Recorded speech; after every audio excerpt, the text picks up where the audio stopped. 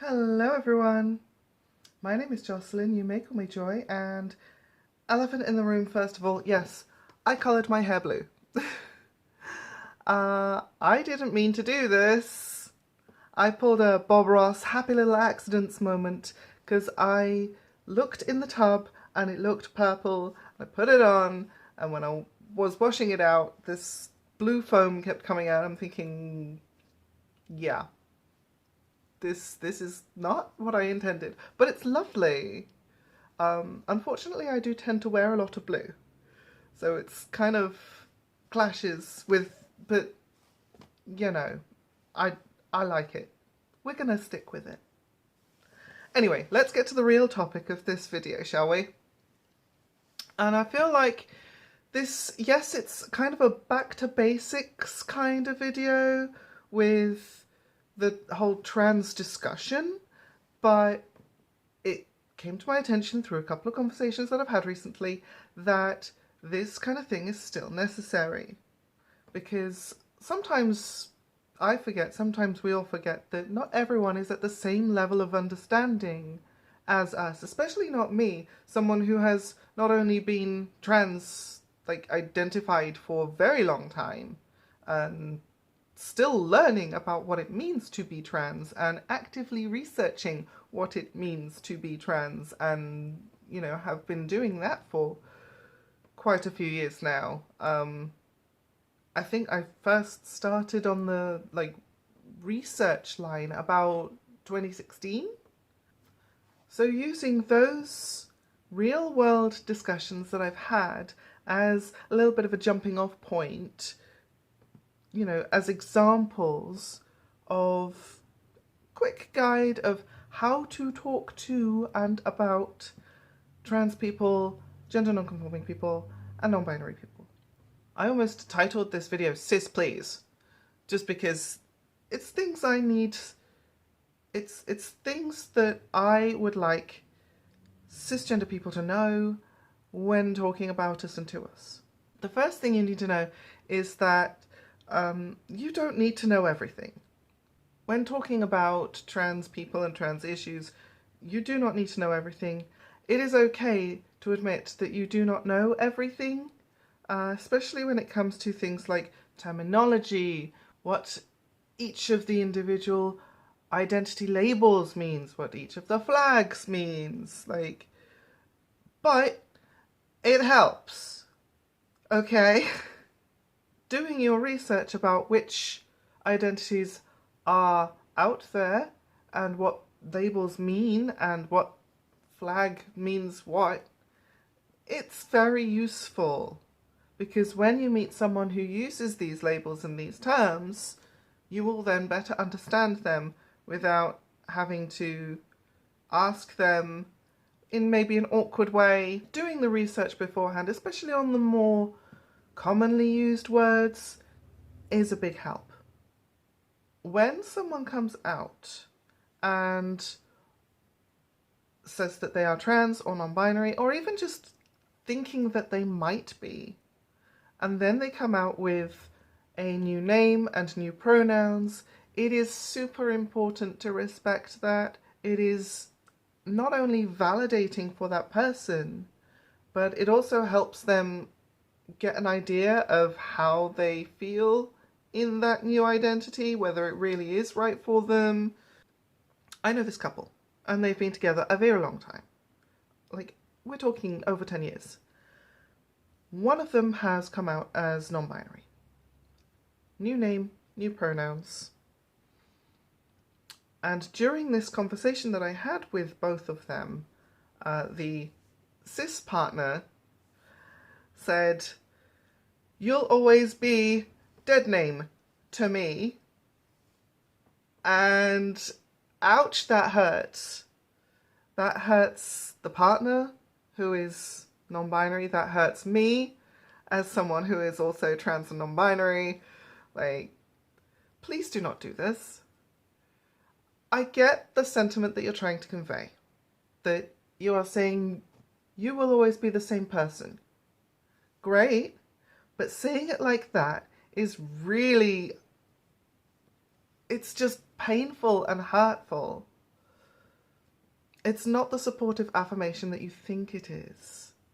This is the same person, yes, absolutely. However, we've got new labels now. Old labels have got to go.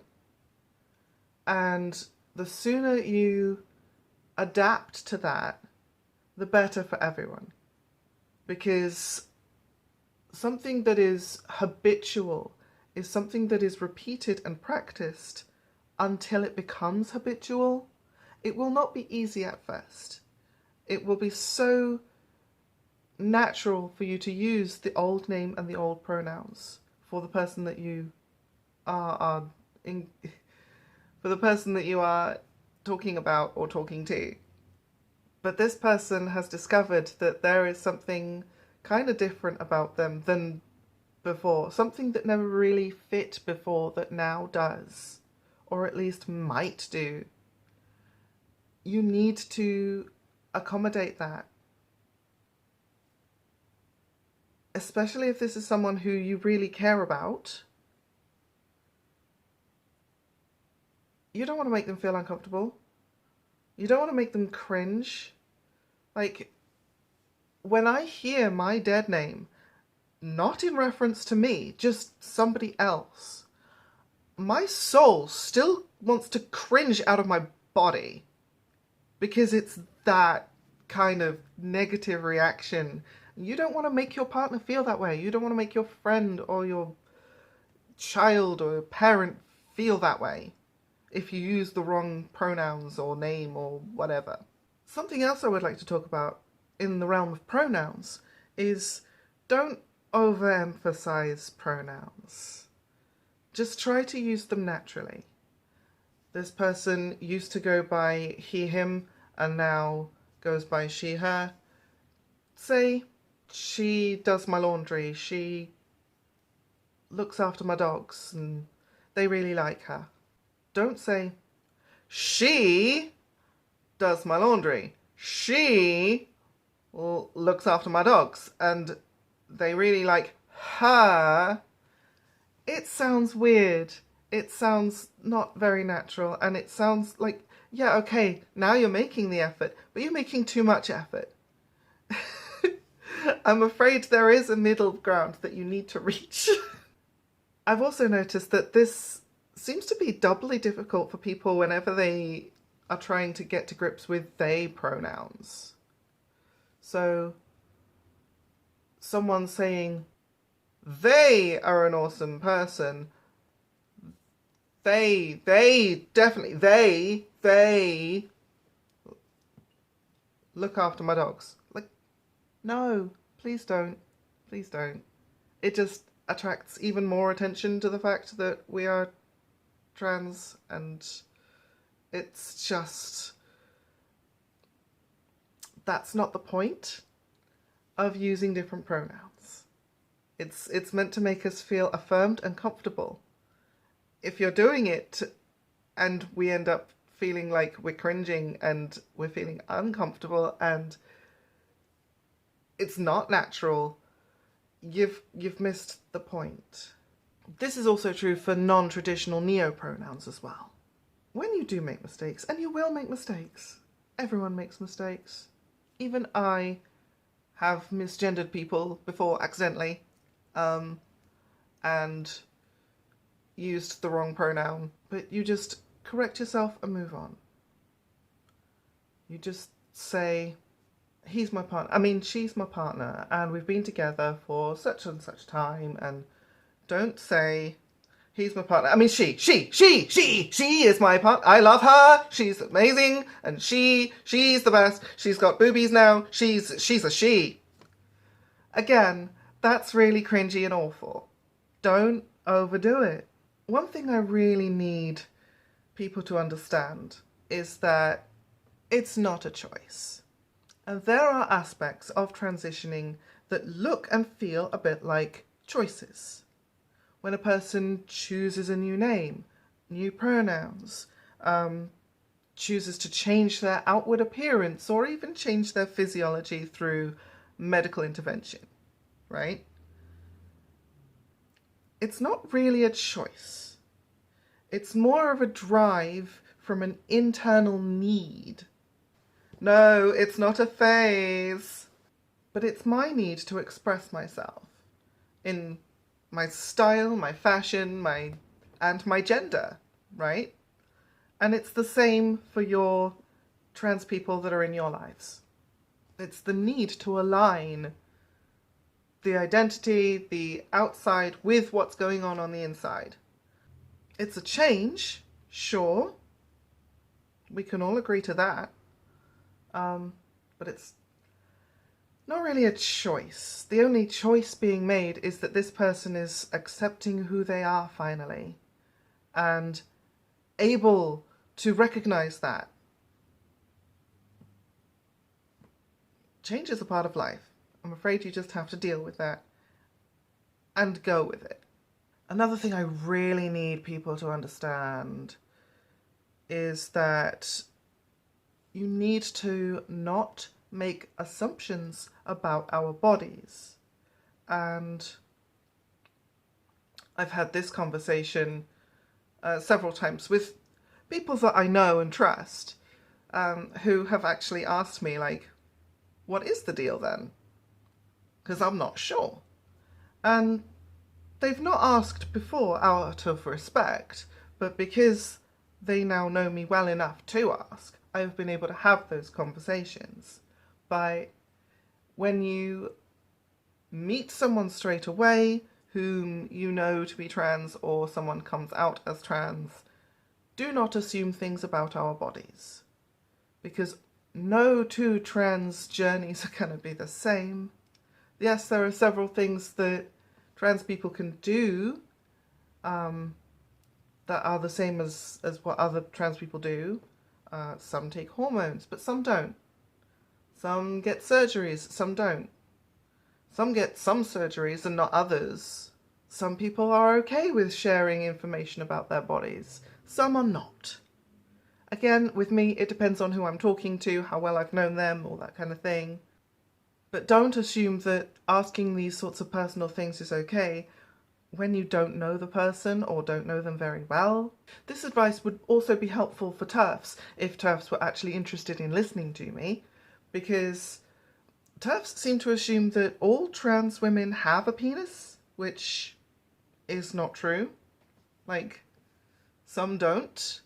Some have surgery to change that, and some are perfectly happy with having theirs, and some are not happy with having it but can't get surgery due to whatever reason, and it might be a bit of a sensitive, sore subject for them. Again, assumption is the mother of all fuck-ups, so don't assume things about us. Also know that it really doesn't need to concern you unless you are someone who is very close, or like a family member, or a partner, or a doctor who is treating a trans patient or something like that. And even then, only when it's relevant. If I've got a sore throat and I'm talking to my doctor, I don't really expect them to bring up the fact that I'm trans. It's not relevant. If we're talking about cervical smear tests, then it becomes relevant that I do not have a cervix. A different conversation that I had with a different person is that they really don't like the word cis. And I'm sorry, but cis is not a slur. Please don't think that it is. He actually said this to me. I'm just a man. I'm just a real man. Dude, what are you doing? Trans men are also men. And he equated people using the word cis to hate speech. It is not hate speech.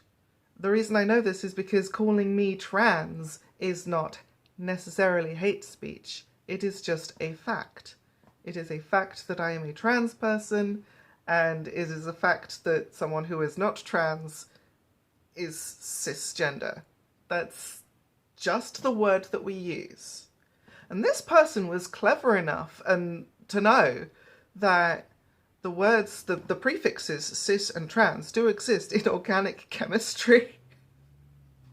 So he was trying to argue from the point that we've borrowed these words from that field, when in fact, no, those words are applied to that field in the same way that they are applied in every word that has a Latin origin that needs these prefixes.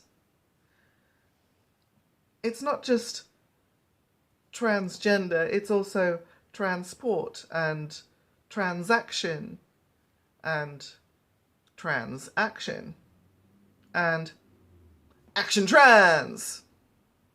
Sorry. Look, if you don't like the word cis, then I can't change your mind about that. I don't know why you don't like it. It's just a word. It's just an adjective. It's like saying that you're a blonde man or a tall man or whatever, you know, you're a cis man. It's not meant as hate speech. It's definitely not a slur.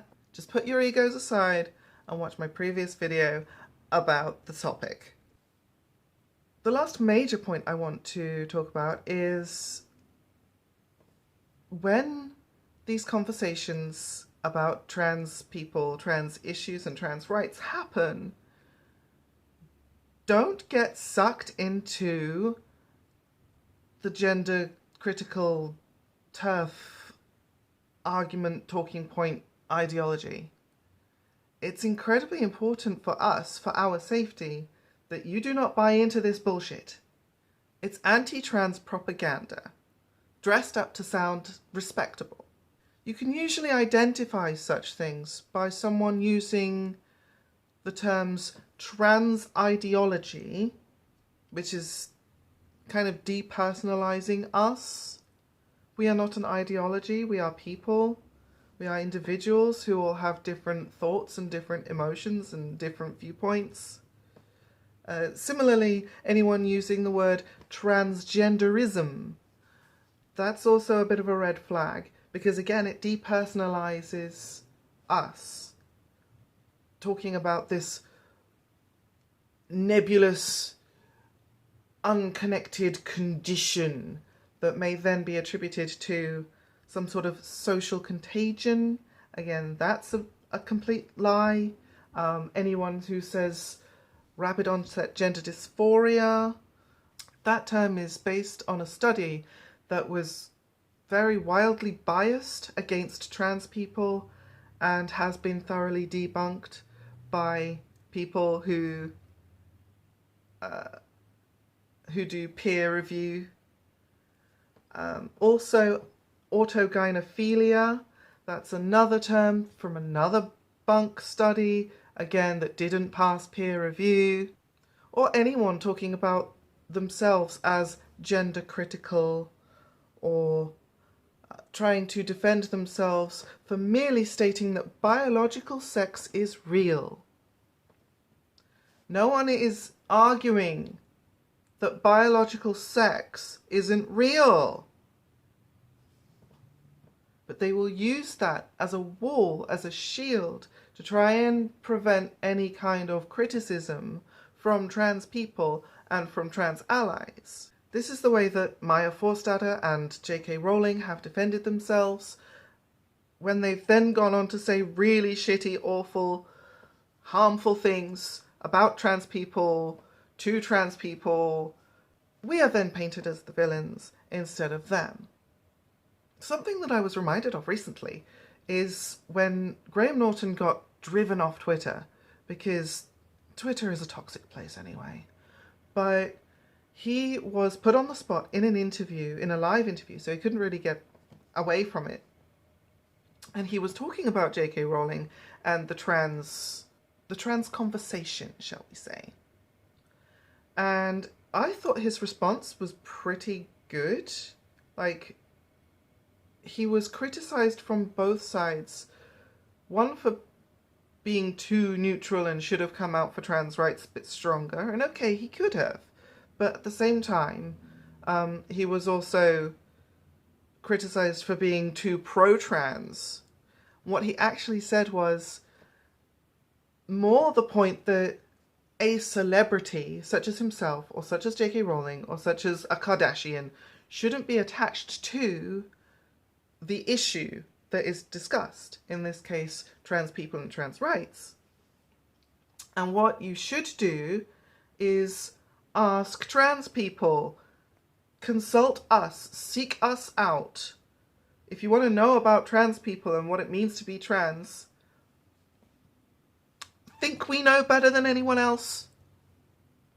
That was his point, and it's a pretty damn good point. He went even further to say that you should also discuss with parents of trans kids and doctors who specialize in, gender incongruence. To sort of round off this video, I want to talk about the last video that I made about trans issues, which really wasn't about trans issues. It was just a fun kind of, a little bit clickbaity, but just a silly story to try and have a bit of a laugh. The comments kind of blew up a little bit, and people were treating it as if it was my trans women manifesto for bathrooms and stuff, which no, it wasn't. And if you want to see that video, I have already made it available on my channel. Go watch that, then come back to me with your, serious criticisms. But I do want to look at these comments because some of them were wild. Mountain Tanya says, if sharing toilets isn't a big deal, then why can't trans women stay in the men's room? Thoroughly missing the point of the story, of course. So I replied with, because it invites uncomfortable questioning, harassment, doubts, and potentially physical violence for someone to out themselves as trans. It's about blending in. Furthermore, while I am in favour of gender-neutral toilets, if something is labelled for women, any woman should be allowed to use it, including trans women. Mark says, I have no idea why this video was recommended for me. So, didn't really tell me much, so I said, I can't say why, because I can't, I'm not in charge of the algorithm. He replied kind of negatively with, it didn't change my views about transgender issues one bit. I'm guessing is meant as the negative anyway. But again, it wasn't really meant to change people's minds. It was just a silly story, and I figured humour might be a good way to convey the real point was that trans women are not men. Nancy Hopkins says, isn't it just like a man not to care what women want? Way to go. I still don't understand this comment. Is this person talking about the customer who shout all over the bathroom? Or is it a comment directed at me? Is she calling me a man and ignoring what women want? Because I didn't do that and I'm not a man. Faith says, the problem is there are far too many that are claiming trans when they are not. The same thing was said in a much longer post by someone else. I can't speak to people who fake being trans. I don't know that anybody really would want to, because despite the tales of social contagion and peer pressure, it's really not something that you would want to do to yourself. Facing this much scrutiny, this much harassment, this much potential for violence. And it's not an easy way for someone who is a man to go into a woman's space. Clearly, this kind of hypersensitivity around women's spaces and women's bathrooms has not really damaged anyone's reputations apart from non-passing cis women who, through no fault of their own, have been accused of being trans and then faced harassment. Trans women tend to do their utmost to pass, to blend in, so that they don't face this kind of harassment. And men being men, who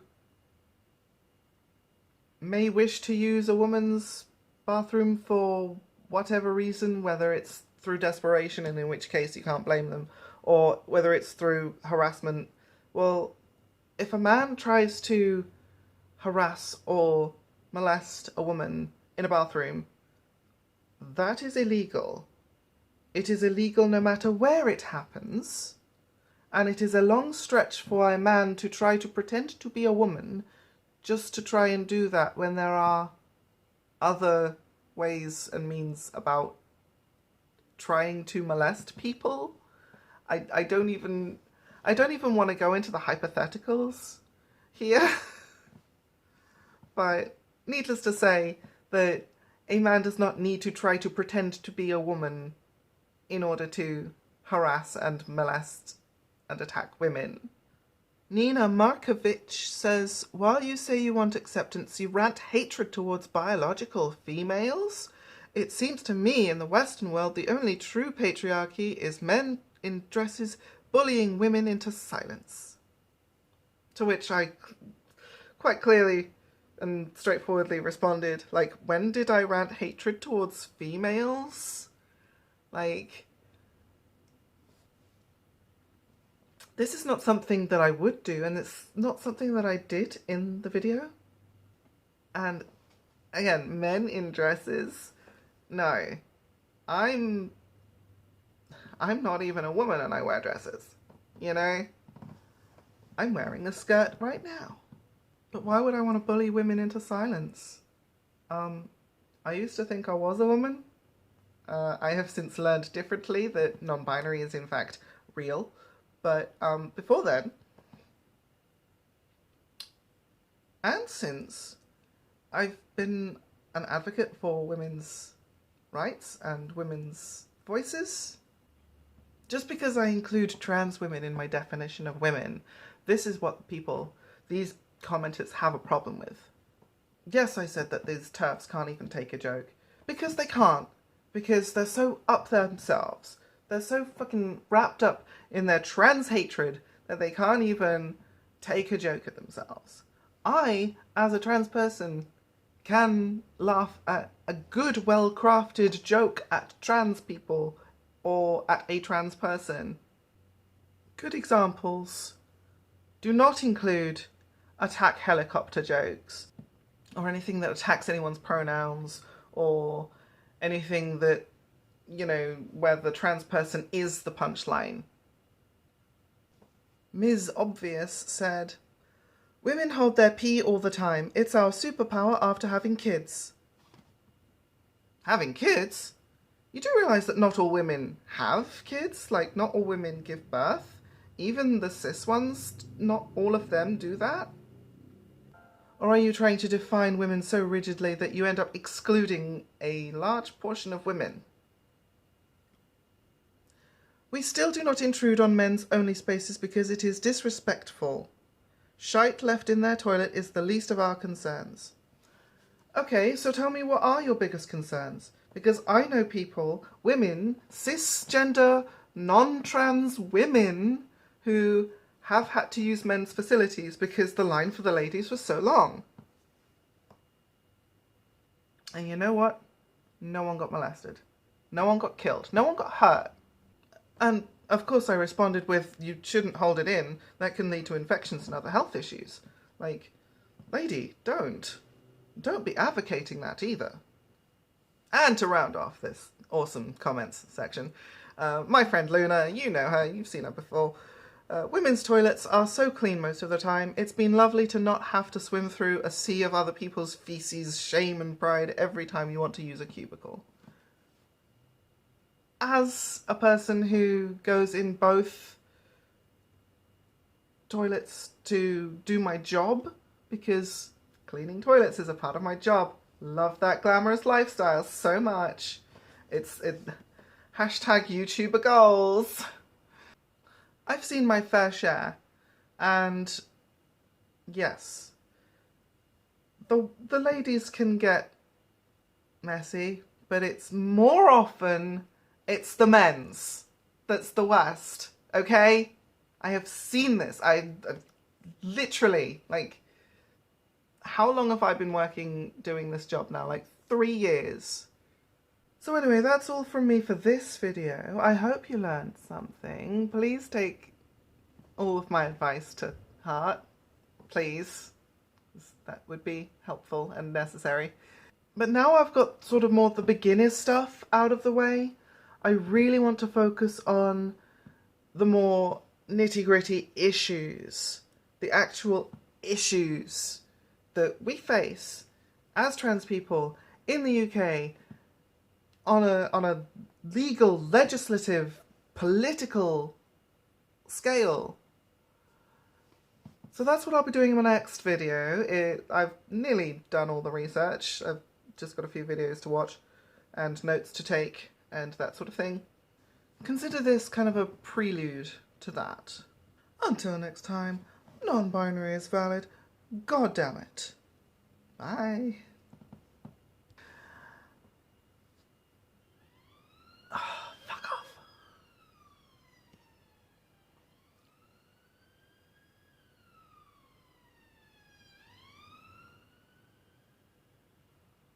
Women hold their pee all the time. It's our superpower. Sorry, I can't even read this.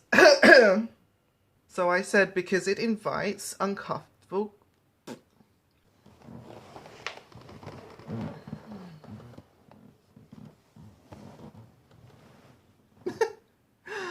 I'm small. Trans men are also cis. Fuck. If we're talking about surgical, they're. Fuck off. Let's cut that out at editing, shall we?